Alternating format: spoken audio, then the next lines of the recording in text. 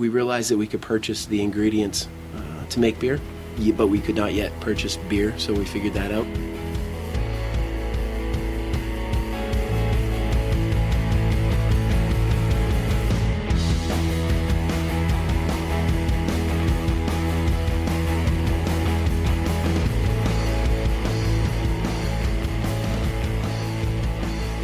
Today's episode was brought to you by Oak Hill Beverage. Check them out at oakhillbeverage.com.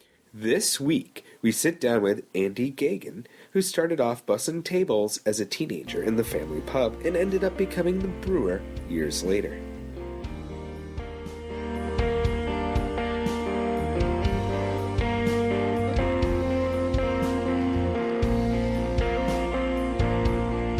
So the story of the brewery goes way back. My grandfather started our company in 1975 as an Irish pub right in Bangor. My story of getting there is third generation. I grew up in the family business, started bussing tables when I was 14, washing dishes, waiting tables, that whole thing. Then I went away to college at UMaine, have a degree in ecology and environmental science. Then through a lot of life events that would take way too much time to kind of get into all of them, I ended up abandoning my thought of environmental law and went into seminary. Did the seminary thing. While I was at seminary, I was also teaching physics, chemistry, and environmental science at the high school level. And that's where homebrewing started. Watching the students do these fun labs and thinking I wanted to do something like that again. So I took my love of craft beer and my love of science work and started reading and studying. I read every book on homebrewing I could. I spent a couple of months kind of researching how it ought to go and then started brewing. So I kind of nerded out from the beginning. Never brewed extract at all. Went right into all grain, which is kind of stupid. When I was done my thesis, the church world, I love ministry and the message and that sort of thing, but my heart for it is much more connecting with real people in real places and much less institutional religion. So I didn't want that to be my career path. So it was either a PhD in theology or back into the family business was always in my down the road plan. So one day stacking wood with my old man, I said, Dad, I'd really appreciate it if you would consider bringing me back in. I want that. I would love if you'd talk to your brothers and see what we can do. So they put me in charge of bringing craft beer into the pub more predominantly. One thing led to another. We were really happy with craft beer being our focal point. And we decided to take the leap and start brewing ourselves.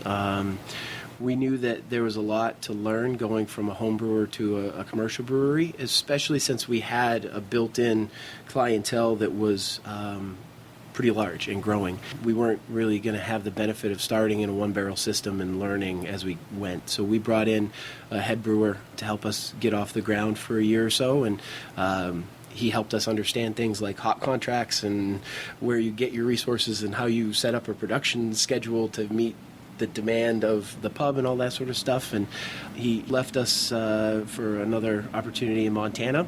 We continued to push the ball forward, and then this last year opened up this larger production facility and started distribution. Andy's love of brewing beer started out of necessity, ingenuity, and not yet being 21. First weekend up at UMaine, and it involves Milwaukee's Beast and a dorm room and a RA.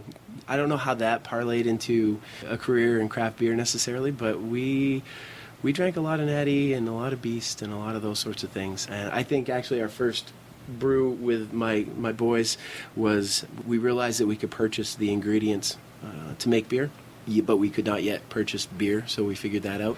And we made some awful swill, but it did the job. And then it was probably about 8 years later before I brewed again. The favorite beer that I brew, it changes daily. So I changed that question to, if I had to brew one beer, what would it be? And it would be our Smiling Irish Bastard. It's an American strong pale ale. It's a really nice beer for somebody like me who enjoys hop-forward beers, but also wants to be able to have 2 or 3 and not be over the line. It's a 6% beer, 46 IBUs, nice crystal clear filtration on it, straightforward, pretty dry with a little sweet in the malt profile. And my great uncle Bernie Welch, who was a longtime Bangor police officer. Great family, good guy, but he was also one of those police officers in a time in Bangor's history that was pretty rough. And the story goes that he would often start a bar fight so he could end it. So he was a smiling Irish bastard. So that's his picture on the labels when you see those. When it comes to beer in Maine, everyone is family. Andy has suggestions of which beers you should try next. There's so many great Maine beers. I would definitely advocate to stay right in the wheelhouse of Maine breweries. There are the old traditional English breweries out there that have been doing some wonderful things for a lot of years in the state of Maine, and we owe a lot of debt to some of those guys at Geary's and Gritty's and Shipyards and all those guys. But if you're looking for something that kind of is in line with where we are coming from, Sebago's lineup is right in that wheelhouse, kind of the more American style craft beer. Baxter's doing a lot of similar stuff. We're kind of in that sort of wheelhouse. So those are our beers you could get. We really want our Smiling Irish Bastard particularly to be much like the Sierra Nevada Pale Ale. So we want it to be that grocery store get for a good price that's a nice solid beer that's an everyday drinker. Andy, thanks for sitting down with us today and sharing your passion for beer with our listeners. Cheers! Today's episode was brought to you by Oak Hill Beverage. Check them out at oakhillbeverage.com the next time you need beer, wine, cider, or mead. Do you love winning free awesome stuff? We have a new contest for our pewter tankard from Craft & Cup Company. To enter, head on over to our website for your chance to win this tankard. To learn more about the family-owned brewery Geaghan Brothers, head over to greatbeeradventure.com/044. Want to know more? Be sure to find us on Instagram at Great Beer Women. If you haven't done so already, be sure to head over to greatbeeradventure.com/subscribe to subscribe.